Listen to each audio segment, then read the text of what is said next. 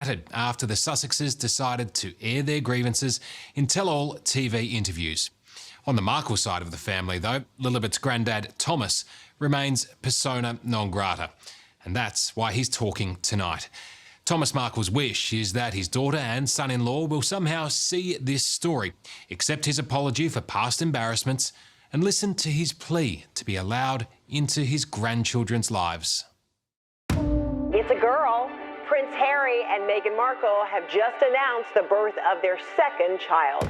It's a surreal experience that few, if any of us, could ever really understand. Born on Friday in Santa Barbara, California. Finding out your daughter has had a baby by watching a news report on TV. My congratulations to Meghan and to Harry. But this is the reality for Thomas Markle, the famously, or perhaps more accurately, infamously estranged father of the Duchess of Sussex. I find out after the fact, and I have to deal with that. That's okay. But there's always disappointment here. There was no phone call or text message from Meghan to the baby's grandfather as she welcomed her second child into the world last week, Lilibet Diana Mountbatten Windsor. Harry and Meghan say they plan to call her Lily. Lily is a perfect name. And the other thing that makes me happy is there's now about a lot more Markle blood in the royal family.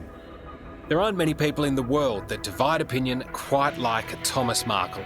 All I can say is that I hope I get to eventually sometimes see these grandchildren of mine because I'm a pretty good grandpa. Whether you think he's a manipulative nuisance or a misunderstood doting dad, he wants everyone to remember he's human. You're becoming a grandfather again. Absolutely. What are the emotions like for you with that happening, but effectively being separated? Well, August 4th, 40 years ago, Meghan was born, and she was born as a C-section, so she was put in my arms. I was the first person to hold her. Her little hand went around my fingers like that, and I fell in love with her, and I had been that way for 40 years. Okay, all right, am I there? And I really do miss her. I hope you're having the best birthday you've ever had. Thank you for everything. I'll be very disappointed that I don't get to hold my granddaughter. Does it hurt? Of course it hurts. There are axe murderers in prison.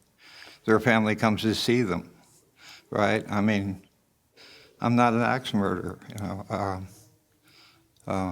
I made one dumb mistake, and I'm never being forgiven for it. And this show that they're on, they talk about compassion.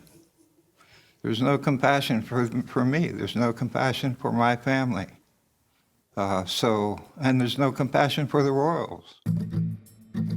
When Thomas refers to the show, Tonight, Harry and Meghan unleash hell. Shocking, powerful, and deeply personal. he means Harry and Meghan's bombshell interview with Oprah back in March, where the couple tipped the bucket on the royal family. In those months when I was pregnant, concerns and conversations about how dark his skin might be when he's born. What? And Who is having that conversation with you? And if that wasn't controversial enough, in the last few weeks, Harry has launched fresh attacks in his 6-part documentary series, The Me You Can't See, targeting Prince Charles. Because my father used to say to me when I was younger, well, it was like that for me, so it's going to be like that for you. That doesn't make sense. Just because you suffered, that doesn't mean that your kids have to suffer. In fact, quite the opposite. If you suffered, do everything you can to make sure that whatever experiences negative experiences that you had, that you can make it right for your kids. Many might assume if Thomas Markle is now agreeing to an interview of his own, it's because he wants to once again criticise Harry and Meghan. But in some respects, he feels sorry for them. This time, he has someone different in his sights. You've done one TV interview in the last 16 or 17 months. Why have you decided to speak to us today? Because I have things to say. Oprah Winfrey, for one. I think Oprah Winfrey is playing Harry and Meghan. It's a girl. I think she's using them to build her network and build her new shows. And I think she's taking advantage of a very weakened man and getting him to say things that you just shouldn't be saying on television. So you think Oprah's seen, I guess, the frailties of Harry and Meghan and decided to then cash in on that? I think so. Now, she'll disagree, of course, and she might even sue me. I don't care. But the bottom line is, it seems to me she's working Harry. Thomas says the person he felt for the most after seeing the documentaries was Prince Charles, as the huge rift between father and son was laid bare. If you ever caught up with Prince Charles for a beer, you two would probably have quite a bit in common. I think we'd get along quite well, and it's unfortunate what's happened to him as well. He seems like a likable guy, and I actually appreciated the fact that he walked my daughter down the aisle.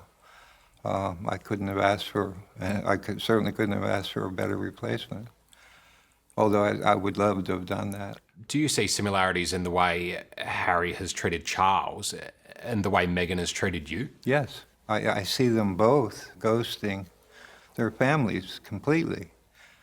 Now basically now they're alone in a huge house that they could probably accommodate 20 people in, and it's just the four of them. But I don't think they're going to have relatives over for a barbecue tomorrow or next week or next month. I don't know why. Do you still love your daughter? Of course I do. I love my children. I love my other daughter. I love my son. Of course I love them. Do you think she still loves you? I have no idea. I don't, like I said, I haven't spoken to her since I was laying in a hospital bed 2 days before they got married. That's the last conversation we had. That was it. I haven't spoken to him since. It was meant to be the ultimate fairy tale wedding when the Hollywood star Meghan Markle married her Prince Charming, Harry, in a spectacular service on the grounds of Windsor Castle back in 2018. Well, it was dubbed the Markle debacle. But things didn't go to script. Meghan's father failed to turn up to the royal wedding. Thomas Markle was supposed to walk his daughter down the aisle, but underwent heart surgery in the US in the days before the ceremony, and in the end, couldn't make it. Prince Charles did the honours instead, but behind the happy smiles, a deep family rift was tearing Meghan apart. A series of photographs which appeared to show him prepping for the wedding were exposed as a setup. She and Harry were seething when it emerged her father agreed to stage photos for paparazzi in the lead up to the wedding.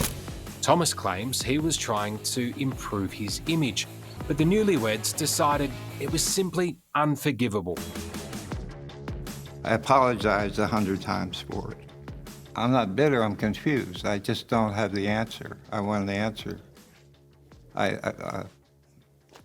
If I had done something terribly wrong, that would be fine, but I haven't. So I just want an answer. I don't like to say it, but I gotta say it. I don't know of anybody that's that cold to do this. And now, like I said, Meghan did it to me, and now Harry's doing it to his father. That's a cold thing to do. And it's even more cold to do it to the Queen, who's in her 90s. None of this makes sense. So you don't think it's possible that you're to blame? If I am, tell me why and how, and I'll fix it. I'll try to fix it. But I don't